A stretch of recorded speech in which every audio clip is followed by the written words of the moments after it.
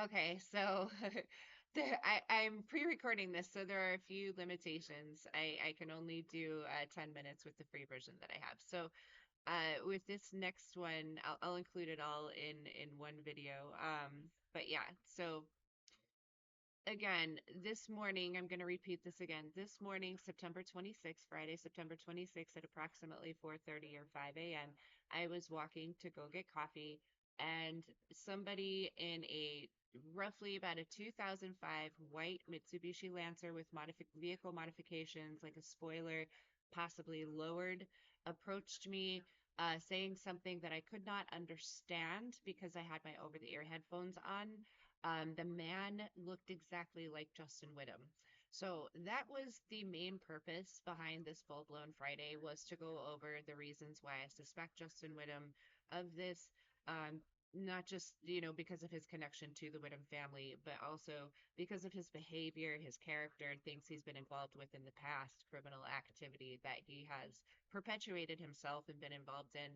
And yeah, so this man looked exactly like Justin Whittam in a 2005, approximately like a maybe 2000 to 2005 white Mitsubishi Lancer with vehicle modifications, like a spoiler. I didn't get the license plate number of the car, but it did appear to be an Arizona license plate. Um, I've been trying to take photographs and video of people as they, solicit me, but now I'm just trying to ignore them and avoid them with, walking around with over the ear headphones. If it's something that I can't avoid, I do try to record it. If I happen to hear it, or if I suspect that it's going to happen. But I also don't want to put myself in any type of situation where if I start to get known for doing that, somebody's going to wait for that to happen and use it as an opportunity either to attack me or to say that I pulled a weapon on them. It's that dangerous here, at least for me. So, because of this, again, that's why I continue to talk about it. I'm not the only person who lives in Phoenix, Arizona. I'm not the only person who lives in Maricopa County. I'm not the only woman who lives here.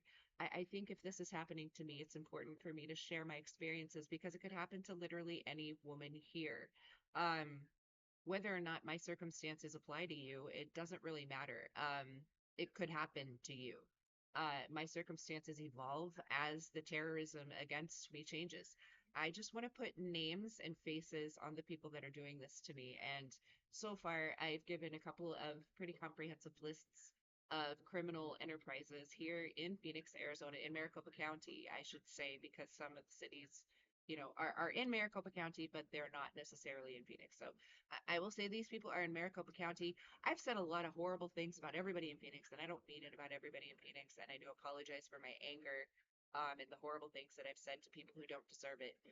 These people that I've named are the only people that I can think of as of today who could potentially have something to do with the 50 to 100 tramadol pills that were stashed without my knowledge inside my storage unit at Extra Space Storage in Mesa, Arizona on Main.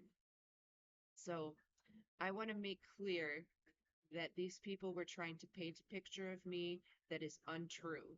And this picture that they're trying to paint has almost cost me my life on many different occasions.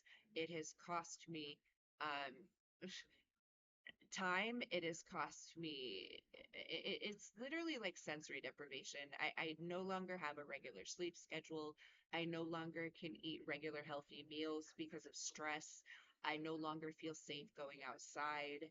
I don't feel safe in the city I've spent 34 years of my life in because somebody decided that I was too white for Maricopa County without even knowing anything about me, really. So that's why I'm doing these, and I appreciate anybody who's listening. Again, I apologize if I, posted some nasty things that are hard to read. If you've been able to see through that because I'm angry over my circumstances, thank you, because none of what I say negatively applies to you. And if I have applied some negativity to you that you don't deserve, please accept my sincere apologies because this has seemed like somebody has literally had me standing in front of a firing squad over something I had no idea about. And now that I see why this is happening and realize exactly the picture people are trying to paint of me, I want to make it 100% abundantly clear that this is false. And I appreciate you listening. I appreciate you paying attention. Um, I'm keeping myself safe. Like I said, I plan to live out the remainder of my lease here. Once I'm finished with that, I don't know where I'm going to go. I want to go somewhere where I could work, eat, and live a normal life and be around people who want that as well. Thank you for listening. Tune in next time I have one of these. I don't know when it'll be, but thank you.